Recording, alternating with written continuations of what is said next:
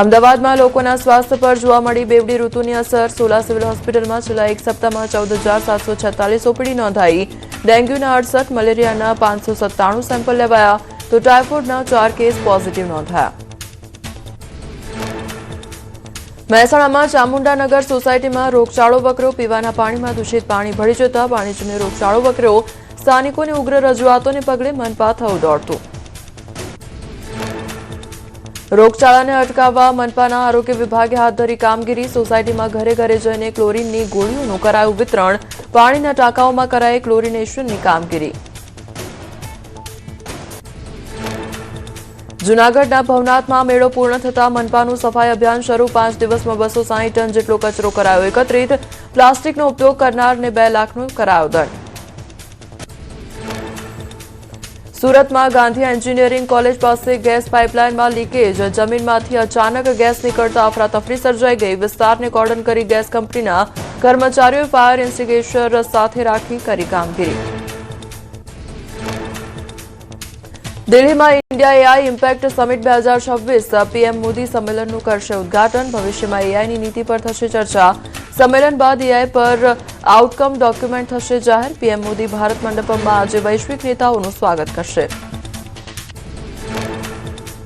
અમદાવાદથી આફ્રિકા જતા મુસાફરો માટે રાહતના સમાચાર. હવે પૂર્વ અને પશ્ચિમ વિસ્તારમાં પણ મળશે યલો ફીવરની રસી. યલો ફીવર વેક્સિન માટે પૂર્વ અને પશ્ચિમ વિસ્તારમાં સેન્ટર ઉભા કરાશે. મ્યુનિસિપલ કોર્પોરેશનની સ્ટેન્ડિંગ કમિટીની બેઠકમાં લેવાયો નિર્ણય. હાર્ટ એટેકનું જોખમ ઘટાડવા એએમસી એક્શનમાં. હોટલ રેસ્ટોરન્ટમાં વપરાતા તેલની હવે પીપીસી મશીનથી તપાસ થશે. શહેરના અંદાજે 42 જેટલા મોટા યુનિટોએ આગામી 1 મહિનાની અંદર મશીન વસાવવાનું રહેશે. ગુજરાત વિધાનસભામાં વર્ષ 2026-27નું બજેટ રજૂ કરાયું. નાણામંત્રી કનુ દેસાઈએ 4,08,053 કરોડનું બજેટ રજૂ કર્યું. કોમનવેલ્થને લઈ અમદાવાદને ઓલિમ્પિક રેડી સિટી બનાવવા 1278 કરોડની કરાઈ ફાળવણી.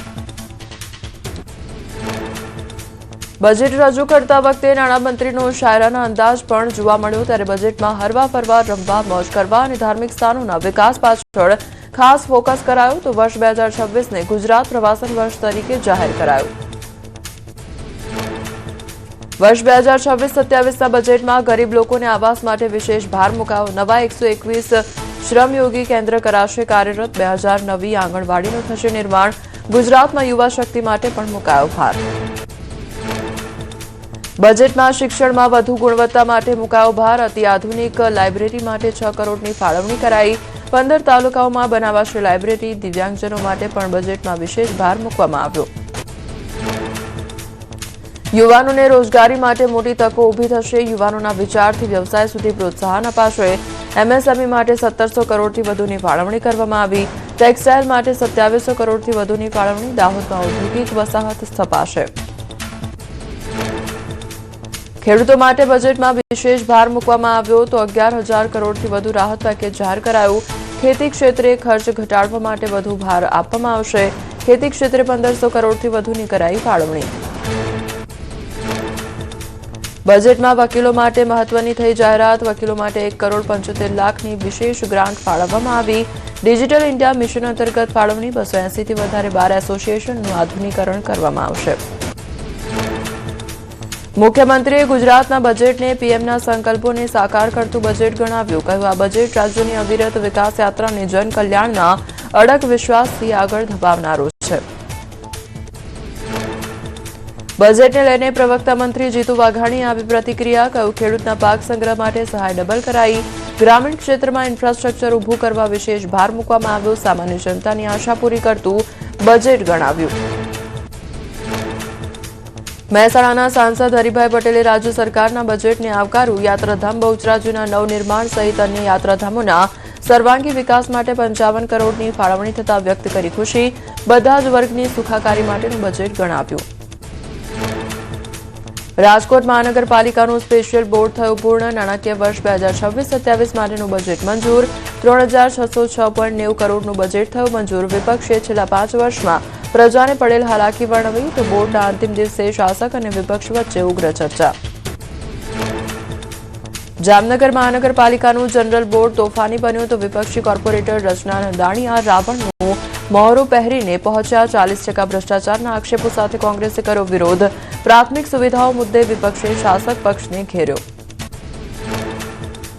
જામનગરમાં મહાનગરપાલિકાના બજેટના જનરલ બોર્ડમાં ભારે હંગામો 40% ભ્રષ્ટાચારના આક્ષેપો સાથે કોંગ્રેસે કર્યો મનપા કચેરીએ ઘેરાવ તો પ્રજાના ટેક્સના પૈસાનો દુરુપયોગ થતો હોવાના આક્ષેપ સાથે વિપક્ષે નોંધાવ્યો વિરોધ જામનગર મનપાએ વર્ષ 2026-27નું બજેટ કર્યું રજૂ કરોડો રૂપિયાના વિકાસ કામોના આયોજન સાથે બજેટને બહુમતી સાથે જનરલ બોર્ડમાં કરાયું મંજૂર શહેરના આંતરમાળખાકીય વિકાસ અને નાગરિકોની સુવિધાઓ પર મુકાયો ભાર વડોદરા મહાનગરપાલિકાની બજેટ સભામાં થઈ બબાલ કોંગ્રેસના કોર્પોરેટર બોલવા ઉભા થતા શાસક પક્ષના કોર્પોરેટરે કર્યો વિરોધ બોલવા માટે સમય નક્કી કરવા મામલે થઈ બબાલ તો કોંગ્રેસના 7 કોર્પોરેટરને કરાયા સસ્પેન્ડ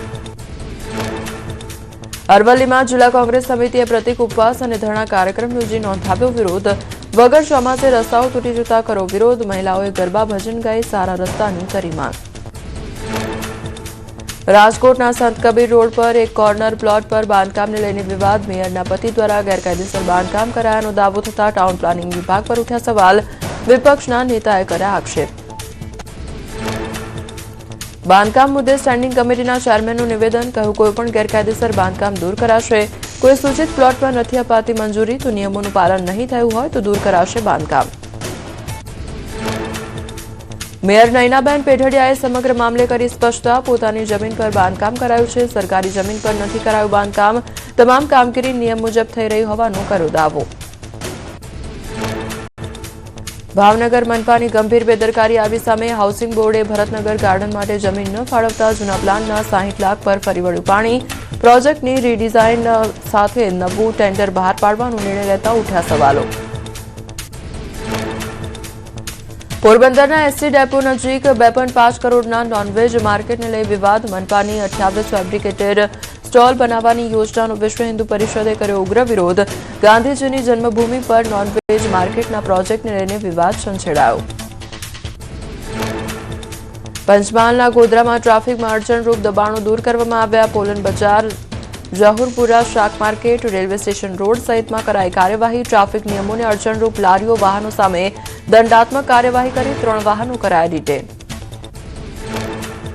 પોરબંદરમાં સરકારી જમીન પર કરાયેલા દબાણો પર તંત્રની કાર્યવાહી હાઈવે નજીક બોખીરા વિસ્તારમાં દબાણો દૂર કરી 11 કરોડની કિંમતની સરકારી જમીન ખુલ્લી કરાવાઈ અને એક નોટિસ બાદ પણ દબાણો ન હટાવાતા કરાઈ કાર્યવાહી